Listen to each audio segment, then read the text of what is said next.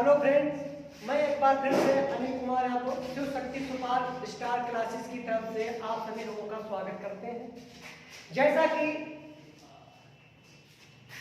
कि रोज की बात मैं ऑनलाइन क्लासेस आपके सामने एक बार फिर से लेकर आए हैं और सभी लोग ध्यान से हमारे प्रश्नों को पढ़ेंगे और जवाब देंगे।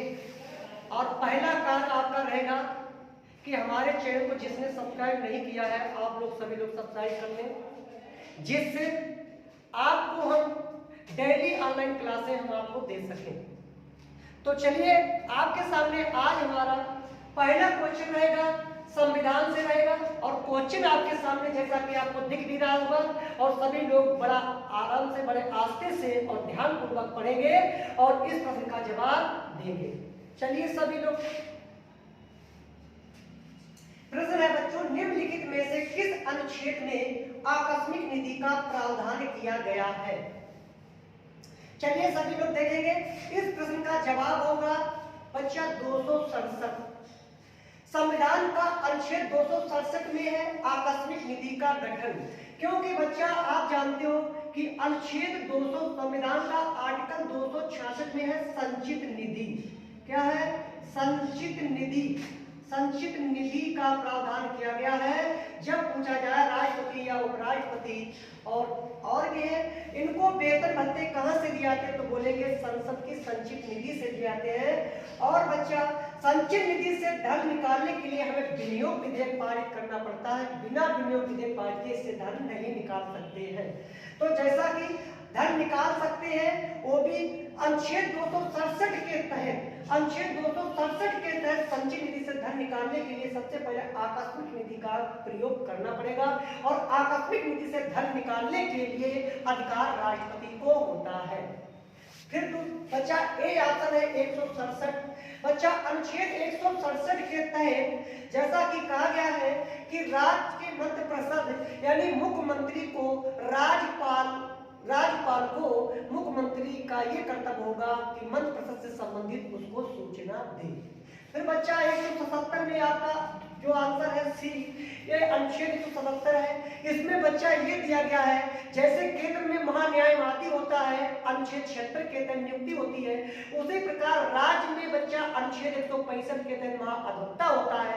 जिस प्रकार आर्टिकल 88 के तहत, आर्टिकल 88 यानी अनुच्छेद 88 के तहत महान्यायवादी को मत देने का अधिकार नहीं होता है, उसी प्रकार अनुच्छेद 177 में बच्चा महाअधिवक्ता को मत देने का अधिकार नहीं होता है।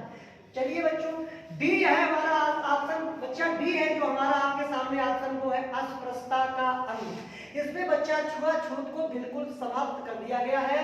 जैसा आर्टिकल आपका 15 में दिया गया है, धर्म, मूल, वंश, लिंग व जन्म स्थान के आधार पर विभेद है, उसमें छुआछूत को मना करता है। लेकिन आर्टिकल 17 में क्या है? अस्पृश्यता का अंत कर दिया गया है। तो इस प्रकार से यदि अस्पृश्यता के अंत यानी इससे संबंधित कोई उल्लंघन करता है तो बच्चा आप जानते हो कि अनुच्छेद 35 आर्टिकल 35 के तहत उसे दंडित किया जाएगा। चलिए बच्चों, मैंने जैसा आपको क्वेश्चन समझाया है और बच्चा आपको समझ में आया होगा, इसी तरीके से समझते रहिए। और बच्चा अच्छे से समझने के लिए जब आप हमारे सामने फेस टू फेस होंगे तभी हम उसको विस्तार और इसको अच्छे से समझा सकते हैं। यहाँ उतना ही समझा सकते हैं जितना कि आप चाहते हैं उतना समझा सकते हैं और उससे ज्यादा नहीं। चलिए हमारा आपके सामने नेक्स्ट क्वेश्चन होगा और सभी लोग उसका भी जवाब देंगे। चलिए सभी लोग इस प्रश्न का जवाब देंगे। सभी लोग भाई इस प्रश्न का जवाब देंगे और कमेंट और लाइक शेयर जरूर करें। कमेंट और लाइक शेयर करते रहें जिससे हम भी आगे बढ़ते रहें और आप भी आगे बढ़ते रहें और मेहनत से आप पढ़ते रहें। चलिए देखिए बच्चों, हमारा प्रश्न है किस संविधान संशोधन द्वारा आंतरिक अशांति की जगह सशस्त्र विद्रोह शब्द जोड़ा गया? ऑप्शन है बच्चा 44वां संविधान संशोधन, बी ऑप्शन है 42वां संविधान संशोधन, सी ऑप्शन है 52वां संविधान संशोधन, डी ऑप्शन है 21वां संविधान संशोधन। चलिए सभी लोग जवाब दीजिए। सभी लोग लाइक और कमेंट शेयर जरूर करिए और इस प्रश्न का जवाब होगा बच्चों 44वां संविधान संशोधन। बच्चा 44वां संविधान संशोधन अधिनियम 1978 में आंतरिक अशांति की जगह पर सशस्त्र विद्रोह शब्द जोड़ा गया। फिर बच्चा डी आता है 42वां संविधान।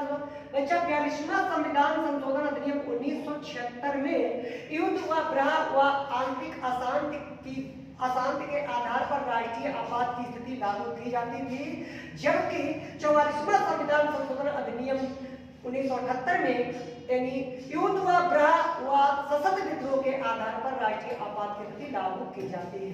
बच्चा सी है 52वां संविधान संशोधन अधिनियम। बच्चा 52वां संविधान संशोधन अधिनियम 1985 में 10वीं अनुसूची जोड़कर दल बदल अधिनियम लाया गया, यानी 10वीं अनुसूची जोड़कर दल बदल अधिनियम 52वां संविधान संशोधन अधिनियम 1985 में। फिर बच्चा 21वां संविधान संशोधन है। बच्चा 21वें संविधान संशोधन अधिनियम 1967 में भारतीय संविधान की 8वीं अनुसूची में पहली बार सिंधी भाषा को जोड़ा गया, यानी पहली बार संशोधित करके सिंधी भाषा को जोड़ा गया। बच्चा किस भाषा को जोड़ा गया? पहली बार संशोधित करके हमारी सिंधी भाषा को जोड़ा गया। इस प्रकार से भारतीय संविधान में कुल भाषाएं हो गई 15। फिर बच्चा 15 हो गई। फिर उसके बाद क्या हुआ? 71वां संविधान संशोधन अधिनियम 1992 में नेपाली मणिपुरी व कोंकणी भाषा को जोड़ा गया। तो बच्चा भाषाएं हो गई टोटल 18। फिर बच्चा आपको 4 भाषाएं अंत में जोड़ी गई, वो बच्चा आपकी जोड़ी गई है 92वें संविधान संशोधन अधिनियम 2003 में। 92वें संविधान संशोधन अधिनियम 2003 में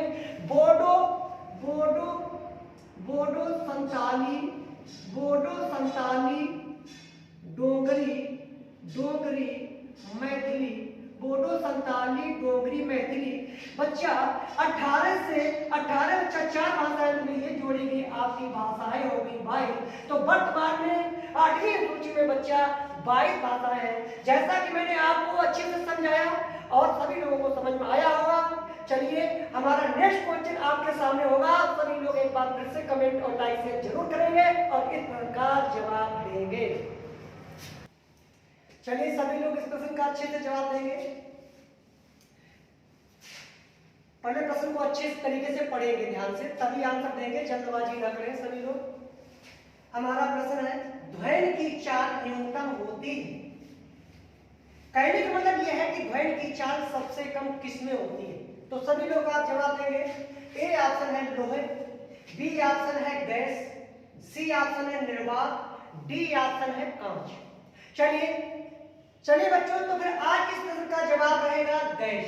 बच्चा ध्वनि की चाल न्यूनतम गैस में होती है, सबसे कम ध्वनि की चाल गैस में होती है।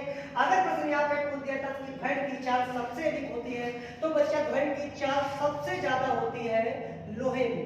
सबसे ज्यादा ध्वनि की चाल होती है लोहे। कहने का मतलब ध्वनि की चाल सबसे अधिक ठोस में होगी, जैसे लोहा। फिर बच्चा आपसे कह दिया जाए कि ध्वनि की चाल निर्वात में बच्चा ध्वनि की चाल गमन नहीं करती है। निर्वात में ध्वनियां गमन नहीं करती हैं, क्योंकि निर्वात में प्रकाश की चाल सबसे अधिक होती है। इसीलिए तो बच्चा निर्वात में चाहे वस्तु यानी निर्वात में वस्तु का भार शून्य होता है, चाहे वस्तु ऊपर से निर्वात में चाहे लकड़ी का ठोस घटक हो, चाहे लोहे का ठोस घटक हो, चाहे लकड़ी का भारी घटक हो, लोहे का छोटा घटक हो, यदि निर्वात में वो ऊपर से एक साथ गिराए जाते हैं तो निर्वात में वो पृथ्वी पर एक साथ नीचे आएंगे, क्योंकि निर्वात में वस्तु का भार शून्य होता है। तो देखिए, तो निर्वात में क्या है? निर्वात में प्रकाश की चाल सबसे अधिक होती है। प्रकाश की चाल सबसे अधिक होती है बच्चा निर्वात में, यानी प्रकाश की चाल सबसे अधिक निर्वात में होती है, सबसे अधिक होती है। तो बच्चा तीसरा आंसर है मेरा डी कांच। बच्चा कांच में क्या है? कांच में प्रकाश की चाल सबसे कम होती है, जैसा निर्वात में सबसे अधिक होगी, और कांच में प्रकाश की चाल सबसे कम होगी। ये ध्यान रखिए। चलिए आज का प्रश्न हमारा समझ में आया होगा। अगर वो सामने अब नेक्स्ट आपके सामने हमारा क्वेश्चन रहेगा, सभी लोग इस प्रश्न को अच्छे से पढ़कर जवाब दे देंगे। चलिए सभी लोग जवाब देंगे, अच्छे से जवाब देंगे सभी लोग, इस प्रश्न का जवाब देंगे, इस प्रश्न का जवाब देंगे। बच्चा आपके सामने प्रश्न हमने रखा है कि निम्न में से ऊष्मा का सर्वोत्तम चालक है, जैसा कि ऑप्शन ए पारा, ऑप्शन बी चांदी, ऑप्शन सी जल। चलिए बच्चों, इस प्रश्न का जवाब आज रहेगा पारा। बच्चा ऊष्मा का सर्वोत्तम चालक होता है पारा, जबकि विद्युत का जब पूछा जाए, विद्युत का सर्वोत्तम यानी सबसे अच्छा सुचालक चांदी होती है। कहने का मतलब एजी, और एजी का मतलब होता है अर्जेंटम। बच्चा तो ये चांदी विद्युत का सबसे अच्छा चालक है। चांदी के बाद दूसरे नंबर पे आता बच्चा तांबा, फिर आता बच्चा एल्यूमिनियम। तो इस प्रकार से सबसे अच्छा विद्युत का सुचालक होता है बच्चा चांदी। फिर बच्चा आता है आपका तांबा। फिर बच्चा आपका आता है एल्यूमिनियम।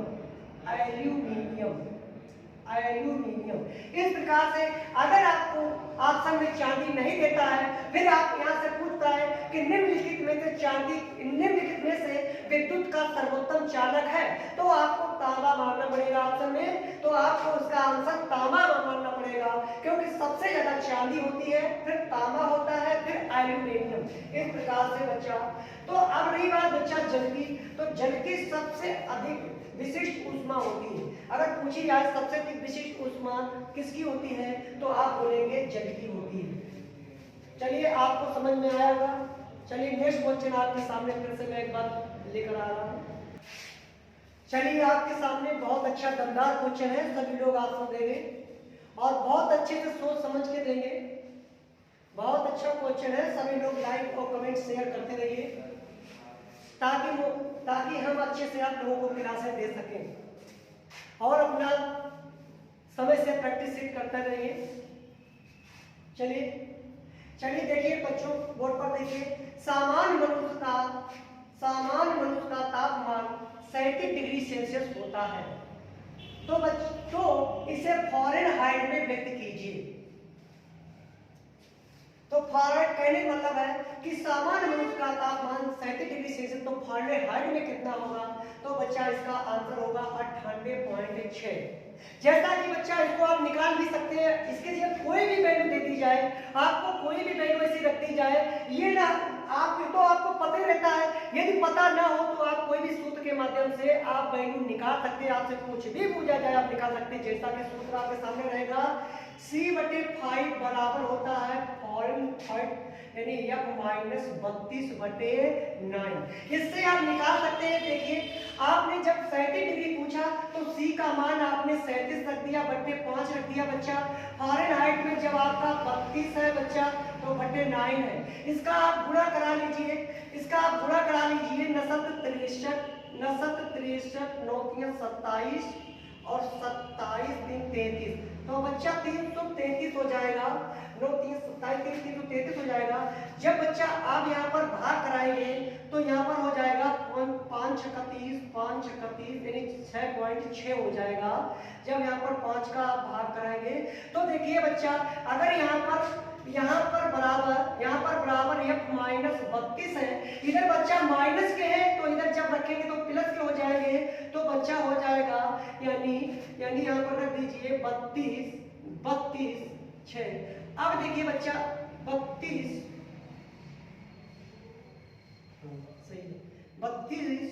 पॉइंट कितना लिखा बच्चा रहेगा यानी 98.6 डिग्री फ़ारेनहाइट रहेगा आंसर। ऐसे आपको निकालना पड़ेगा। यहाँ पर कोई भी आपको वैल्यू दे दी जाए और आप आसानी से निकाल सकते हैं। यदि इसी को केल्विन में बच्चा कहता तो बच्चा आप परम ताप को ले लीजिए, तो परम ताप होता है बच्चा 273 केल्विन होता है। तो इसमें आप 37 को आप जोड़ दीजिए तो केल्विन में आपको मिल जाएगा।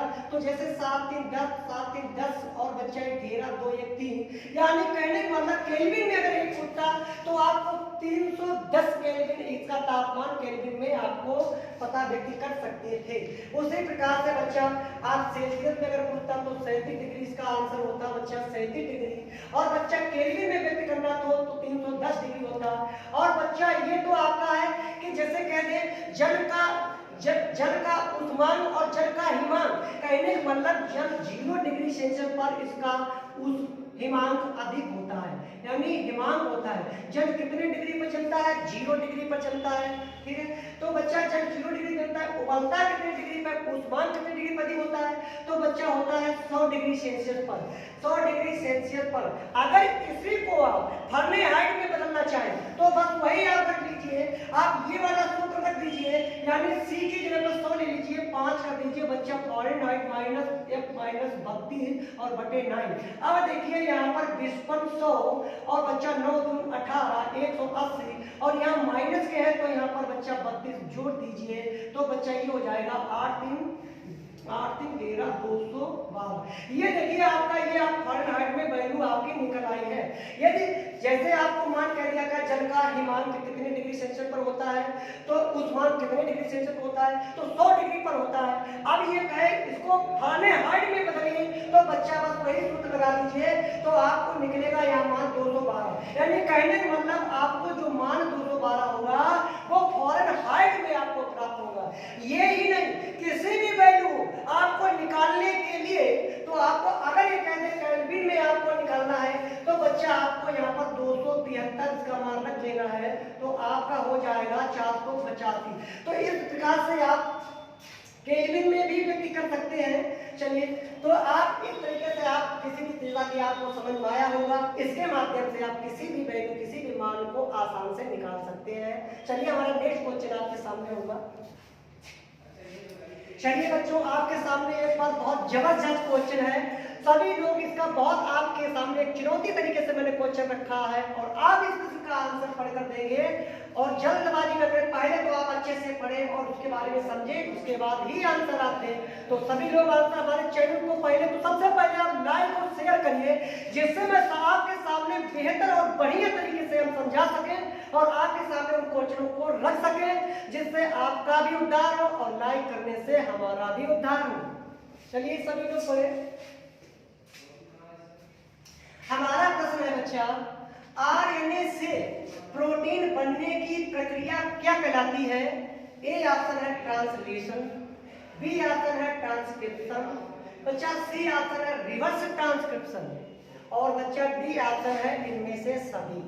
तो सभी लोग इस प्रश्न को जवाब दें। चलिए, आप सभी लोग बोर्ड पर देखिए अच्छे से, बहुत अच्छे आप लोग सभी लोग बड़ा ध्यान से और हमारे चैनल को लाइक करते रहिए। और इस प्रश्न का जवाब होगा बच्चों यानी ट्रांसलेशन।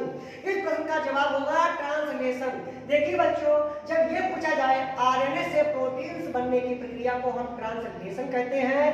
जब बच्चा हमारे शरीर में यानी हमारे शरीर में आरएनए से डीएनए में जब कोई भी वायरस हमारे शरीर के संपर्क में आता है और वह वायरस आरएनए से डीएनए में परिवर्तित हो जाता है तो बच्चा उसे हम कहते हैं ट्रांसक्रिप्शन कहते हैं। क्या कहते हैं?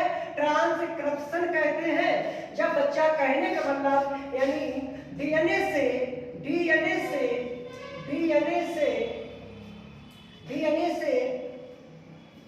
आरएनए में बदलना ट्रांसक्रिप्शन कहलाता है। और बच्चा यही अगर बोल दिया जाए आरएनए से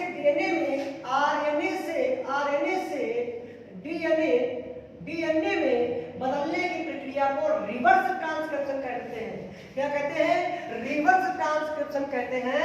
कहने का मतलब जब बच्चा आरएनए से प्रोटीन्स का बनना ट्रांसलेशन कहलाता है। जब ऐसे पेपर में ग्रुप डी में आपको इस प्रश्न का जवाब मान दिया जाए और मैंने एनटीपीसी में कई बार इस प्रश्न का देखते हुए मैंने छपा हुआ देखा है कि आरएनए से प्रोटीन बनने की प्रक्रिया को क्या कहा जाता है, तो आपका आंसर आएगा ट्रांसलेशन।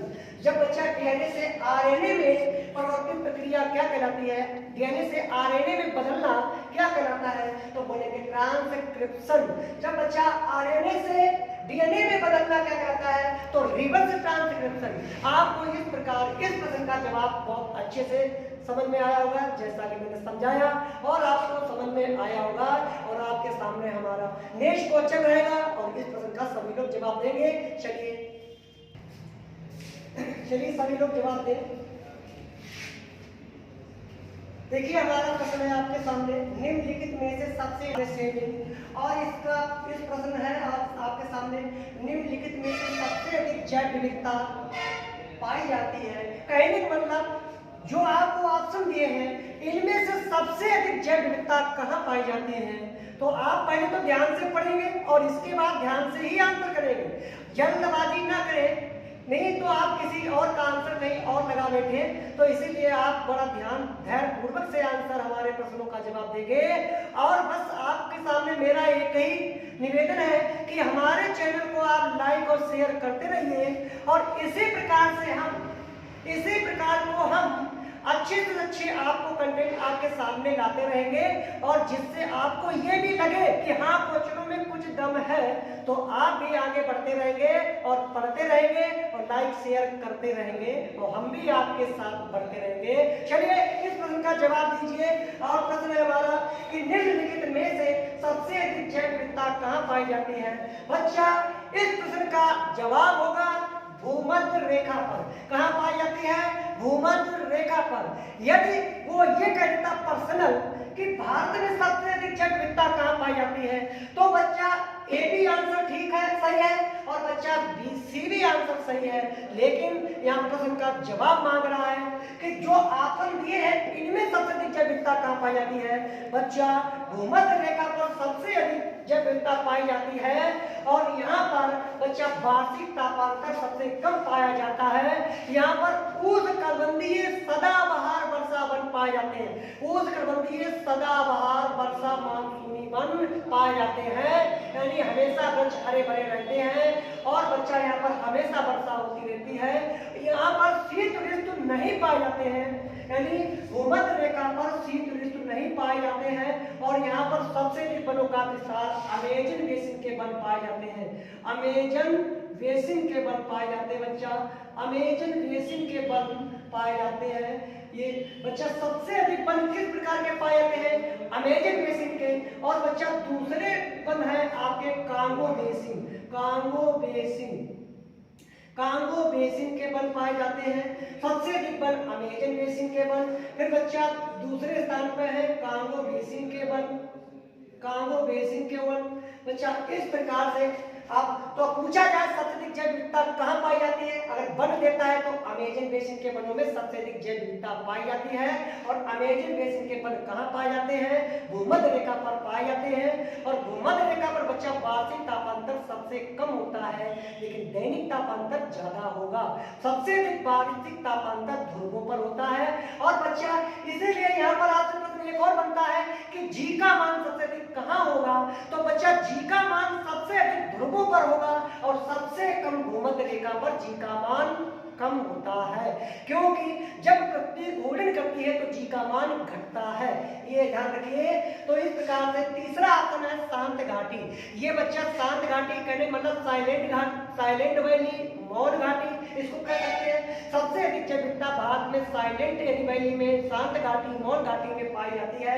ये कहाँ स्थित है? केरल। केरल किस घाट का राज्य है? तो बोलेंगे पश्चिमी घाट। तो इसका आंसर फिर आप घाट से पूछता है बच्चा, तो सबसे अधिक जैव विविधता भारत में पश्चिमी घाट में पाई जाती है। इस प्रकार से तो इस प्रश्न का आंसर होगा बच्चा भूमध्य रेखा, यानी निम्नलिखित में से सबसे अधिक जैव विविधता पाई जाती है भूमध्य रेखा। कहने मतलब सबसे अधिक विश्व में जैव विविधता पाई जाती है भूमध्य रेखा पर। विश्व में सबसे अधिक जैव विविधता पाई जाती है अमेजन बेसिन के वनों में। चलिए आपको मैंने बहुत अच्छी तरीके से समझाया और आपको समझ में आया भी होगा। इसी तरीके से हमारे चैनल को लाइक और सब्सक्राइब करते रहिए, और आपको हम आगे बढ़ाते रहेंगे। मेरा प्रयास 100% ये रहेगा कि हमारे क्वेश्चन अधिक से अधिक आपके बिल्कुल क्लोज रहे, कहीं बिल्कुल क्लोज रहे, किसी भी अदर एग्जाम में बिल्कुल छूते हुए जाए, बाउंस ना हो। चलिए इसी प्रकार से हम आपको जवाब देते हैं। नेक्स्ट क्वेश्चन हमारा बोर्ड आपके सामने होगा। चलिए बच्चों आपके सामने हमारा प्रश्न फिर से आया। ये प्रश्न बच्चा करंट का है और सभी लोग इस प्रश्न का जवाब देंगे और इस प्रश्न में बहुत दम है भाई, सभी लोग प्रश्न का आंसर देंगे। इतनी दम है कि आप खुद सोचते होंगे, ठीक है, लेकिन आपको दम नहीं तोड़ना है, आपको इसका जवाब देना है। प्रश्न में दम है तो आप में दम कहाँ कम है और आप इस प्रश्न को जवाब देना है। पहला प्रश्न है, एशिया की पहली हाइब्रिड फ्लाइंग कार भारत की कौन सी कंपनी बना रही है? मेरा जैसा ए ऑप्शन है एरो मोबिलिटी, बी ऑप्शन है अडानी एरो मोबिलिटी, बच्चा सी ऑप्शन है टाटा एयरवेज लिमिटेड, बच्चा डी मेरा ऑप्शन है विनाटा एरो मोबिलिटी। इस प्रश्न का जवाब सभी लोग देंगे। चलिए आप लोग प्रश्न देखते रहिए, लाइक और शेयर और बच्चा सब्सक्राइब करते रहिए। चलिए हमारा इस प्रश्न का जवाब होगा विनाटा एरो मोबिलिटी। तो बच्चा एशिया की पहली हाइब्रिड फ्लाइंग कार जो भारत की कौन सी कंपनी बना रही है, उस कंपनी का नाम है विनाटा एरो मोबिलिटी। इस कार को कौन तैयार कर रहा है? यानी विनाटा एरो मोबिलिटी। और आपको इस प्रश्न का जवाब समझ में आया होगा। चलिए सभी लोग लगे रहिए, लाइक और शेयर करते रहिए। नेक्स्ट क्वेश्चन आपके सामने फिर हमारा आ रहा है और सभी लोग जवाब देंगे। चलिए नेक्स्ट क्वेश्चन, चलिए सभी लोग इस प्रश्न का जवाब देंगे। बहुत बढ़िया, बहुत दमदार क्वेश्चन है, सभी लोग प्रश्न इस जवाब देंगे।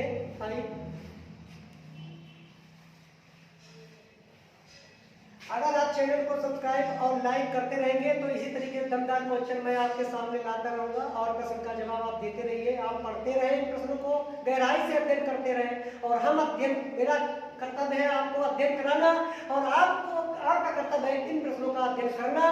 बच्चे जो भी मेरे बच्चे हैं यहाँ क्लास के आए हुए जो भी पढ़ते हैं, पहले तो यहाँ तो आप बिल्कुल विस्तार से पढ़ेंगे, बाकी आप प्रैक्टिस सीट हमारे लाइव क्लास में करेंगे और जिससे आपकी तैयारी बेहतर और अच्छी तरीके से हो सके, आपकी जो त्रुटियां कमियों को दूर कर सके, वो आपके प्रॉब्लम को खत्म कर सके। इस प्रकार से चलिए नेक्स्ट क्वेश्चन हमारे सामने, आपके सामने हम और भी लोगों के बीच में है और इस प्रश्न का जवाब सभी लोग देंगे मिलकर। सभी बच्चे लाइक और कमेंट करते रहिए, प्रश्न का जवाब देते रहिए। प्रश्न का है निम्नलिखित में से किसे लोकसभा के पहले उपाध्यक्ष के रूप में नियुक्त किया गया था? तो बच्चा जैसे कह देंगे ए है नरसिम्हा राव, बच्चा नरसिम्हा राव, बच्चा ये देश के जब नई औद्योगिक नीति 1991-92 में आई थी, उस समय 1991-92 में देश के प्रधानमंत्री नरसिम्हा राव थे। फिर बच्चा जीवी मावलकर, ये बच्चा जीवी मावलकर, गणेश दैनिक मतलब जी का मतलब है गणेश, बी का मतलब है वासुदेव मावलकर, यानी गणेश वासुदेव मावलकर ये बच्चा लोकसभा के पहले अध्यक्ष थे, यानी देश के पहले अध्यक्ष थे, यानी पहले अध्यक्ष गणेश वासुदेव मावलकर थे। फिर बच्चा ये आपसे आता है अनंत शयनम अयंगार और इस प्रश्न का बच्चा जवाब होगा अनंत शयनम अयंगार, यानी अनंत शयनम अयंगार को लोकसभा के ये पहले उपाध्यक्ष के रूप में इनको नियुक्त किया गया था।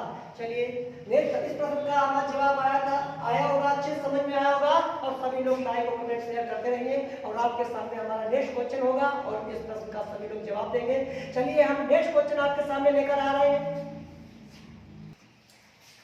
चलिए बच्चों, आपके सामने हमारा 10वां और अंतिम आज का प्रश्न होगा, आपके सामने बोर्ड पर लगा। इस प्रश्न का सभी लोग आंसर देंगे और कमेंट करेंगे। सभी प्रश्न का जवाब देकर सभी लोग इस प्रश्न को कमेंट करेंगे और लाइक और शेयर करेंगे और हमारे चैनल पर जरूर सब्सक्राइब करेंगे और इस पर चैनल को लाइक और कमेंट करके इस प्रश्न का जवाब सभी लोग भेजेंगे। आज का अंतिम प्रश्न होगा, वो है आपका अंतिम प्रश्न है कंसा किसका मितधात है और सभी लोग इस प्रश्न का जवाब देंगे, अच्छे से जवाब देंगे और इसी तरीके से आप लाइक और शेयर करते रहिए। अगर आप चैनल को सब्सक्राइब करना ना भूलें, जिससे हमारा मनोबल बढ़ता रहे और बच्चा और हम आपको आगे बढ़ाते रहें। और सभी लोग का ये कर्तव्य होगा, शेयर करते रहिए, अपने ग्रुप में शेयर करते रहिए, जिससे अधिक से अधिक लोगों के द्वारा जोड़ा जा सके और आपको जरूरत नहीं पड़ेगी कहने की आज हमारी लाइव क्लास कब चलेगी।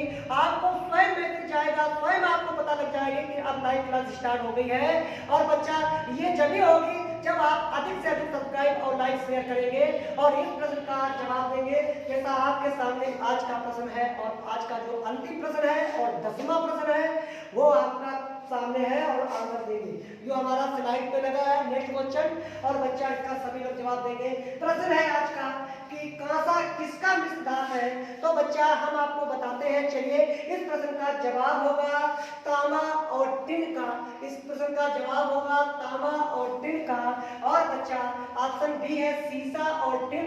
बच्चा इससे आपकी बनती है टांका। क्या बनता है? टांका, जो आपकी सोल्डर धातु में होती है, यानी सोल्डर धातु होती है, सोल्डर धातु। बच्चा जब पूछा जाए कि सोल्डर धातु में किससे मिलकर बनती है, कहने का मतलब टांका किसका बनता है। जब मोबाइल में कोई भी पुर्जा हट जाता है तब आपको टांका लगाया जाता है और वो टांका बना होता है यानी सीसा और टिन का बना होता है, सीसा और टिन का बना होता है। और बच्चा तीसरा हमारा ऑप्शन है सी कि तांबा और जस्ता। बच्चा तांबा और जस्ता से मिलकर बनता है पीतल। जब पूछा जाए कि पीतल किसका मिश्र धातु है तो आप बोलेंगे तांबा और जस्ता। यानी आप तीसरा ऑप्शन है लोहा निकिल क्रोमियम। इससे बच्चा बनती है आपकी स्टेनलेस स्टील। क्या बनती है? Stainless steel. इससे बच्चा आपकी बनती है, इनसे मिलकर बनती है बच्चा स्टेनलेस स्टील।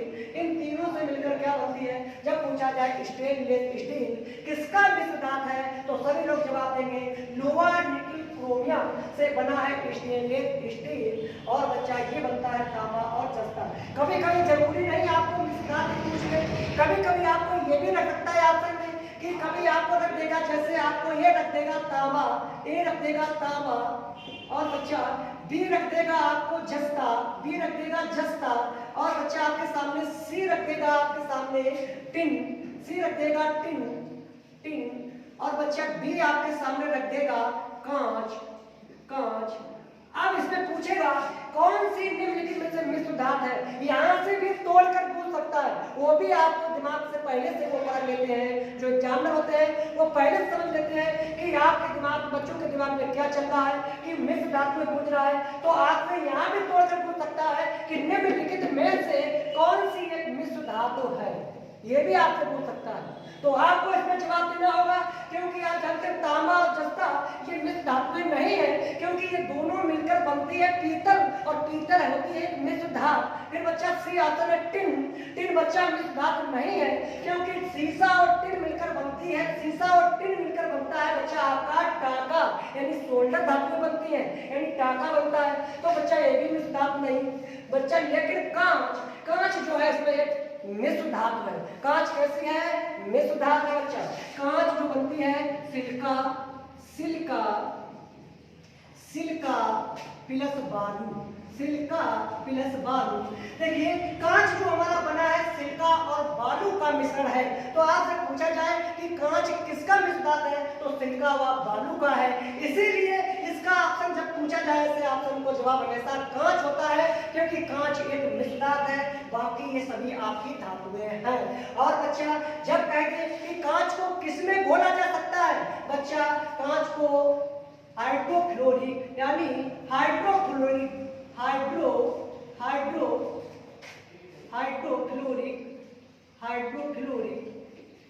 हाइड्रोफ्लोरिक अम्ल।